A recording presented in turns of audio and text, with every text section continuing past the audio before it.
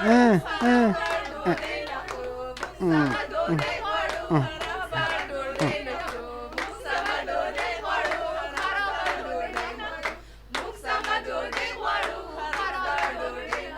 تاسو راغلی په ټولو یې وویشئ.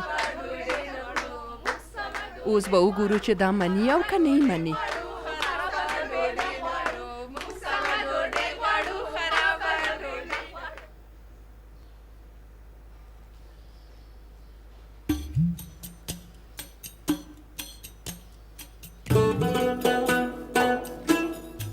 خانو هم دومره تمثیل بس دی. خواږه به وخورو او خوږې خبرې به وکړو. دا موضوع همدلته وتړئ.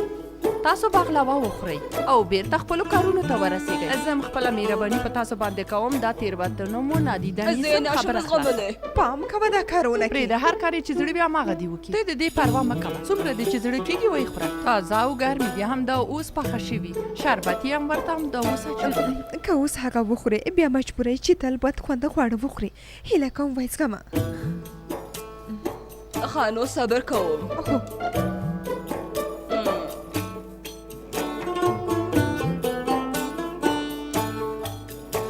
زه پوهېږم چې له تاسو سره څه وکړم.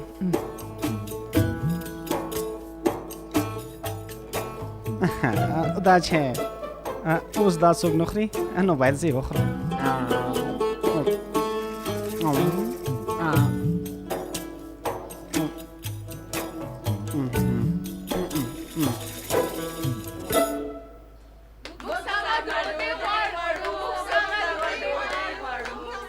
زما سلطانه ډېر وبخئ.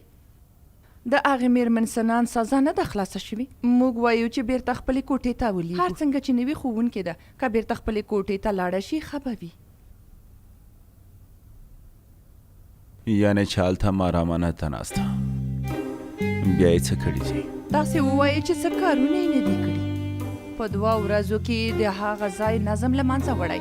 انجونې له کاره وایستې او اوس یې اعتصاب کړی دی. نه کار کوي او نه مدرسې ته ځي. تر ماښامه کیني او سندرې وایي بس.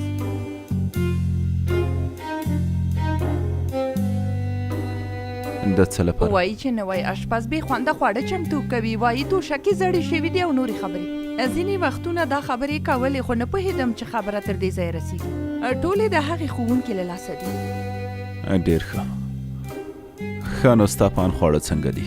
خوندور دي او که نه؟ دومره په اړه ښه نشم ویلی. ما هم غوښتل چې یو بل کس راوغواړم. داسې چې د پخوانی کس راوغواړه. او توشکې؟ رښتیا وایي توشکې زړې شوي دي. خو که زه یې خبره ومنم او دا هر څه بدل کړم په ماڼۍ کې زما حیثیت څنګه شي؟ زما حکم بې ارزښته کېږي. مېرمن ګوهر اوسېدل اسانه کار نه دی. یوه لاره پیدا که او دا مسله هواره که. زما سلطانه زه وایم مېرمن سنان بیرته خپلې کوټې ته ولیږو. نه هغه باید همالته وي.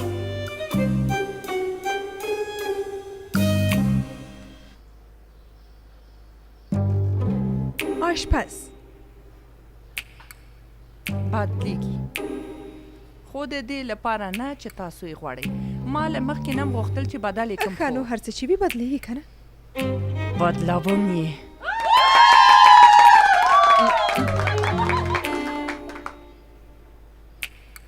د خوب وخت هېڅکله نه بدلېږي.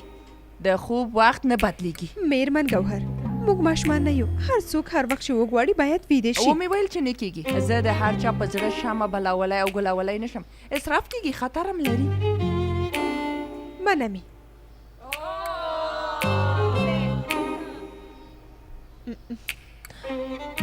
توشکې بدلی بشي.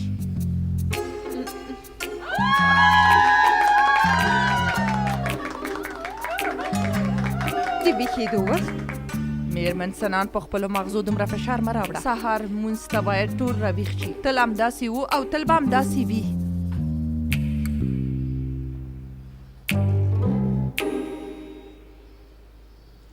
منه مې. یعنې چې موږ سمې پرېکړې ته ورسېدو. هو سمې پرېکړې ته ورسېدو. ښوونکي ورسېدو. ښه